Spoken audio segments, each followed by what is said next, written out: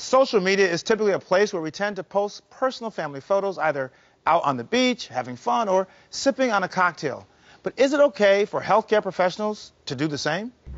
Healthcare professionals across the globe flooded social media over the summer by posting pictures of themselves wearing bikinis and sipping on margaritas after a study published in the Journal of Vascular Surgery criticized such content as, quote, potentially unprofessional and inappropriate, end quote. The study said surgeons should be aware of permanent public exposure and argue it could be harmful to their institutions or affect the patient's hospital choice. But people in the medical field came out against the paper's methodology and conclusions, calling it misogynistic, demanding it be retracted, and spawning the hashtag #MedBikini. The authors set out to, quote, evaluate the extent of unprofessional social media content among recent vascular surgery fellows and residents, end quote, by sifting through Facebook, Instagram, and Twitter profiles using incognito accounts. The study's authors apologized and, in an extraordinary move, called for a retraction. Joining us via Zoom is one of the doctors who clapped back on social media with a tweet of her own. Welcome, Dr. Jessica Flynn.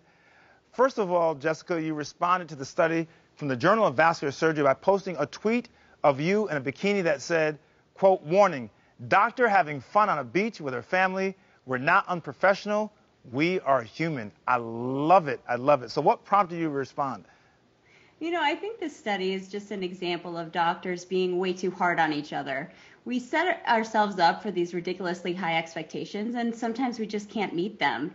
And, you know, it's not just unhealthy for doctors, it's also unhealthy for the doctor-patient relationship. So I thought something had to be said. Wow.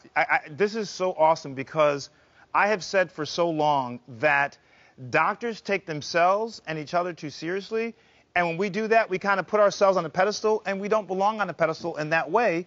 We're human. We make mistakes. We have emotions like anybody else. Exactly. When I look for a doctor, I want to see someone who is absolutely at the top of their game, the top of their field, very educated, but I also want to see a human being. I want to see someone who can empathize with me, who knows what I'm going through, knows what my struggles are, and that way they can help me get better. So in a very uncharacteristic move, the journal actually retracted the study, which is basically an apology. How do you feel about that? Yeah, I was really glad that they retracted the article. I mean, I think there were a lot of systemic flaws with how they designed the study. Specifically, as a female doctor, it was concerning to me that a bunch of male doctors were asked to judge the appropriateness of how female doctors were dressed. So I was definitely glad to see it retracted. And you know what I liked? I liked that a lot of male doctors actually started posting pictures in support of the female doctors. Exactly. Oh. I was glad they weren't in bikinis, but... Yeah, well, there I am. So there's my picture, not in a bikini, in support of your movement. That's an uncharacteristic shot that I'm showing, but hey, there I am. So, Dr. Flynn, thank you so much. It's awesome. And you know what? You are so right. Keep being human.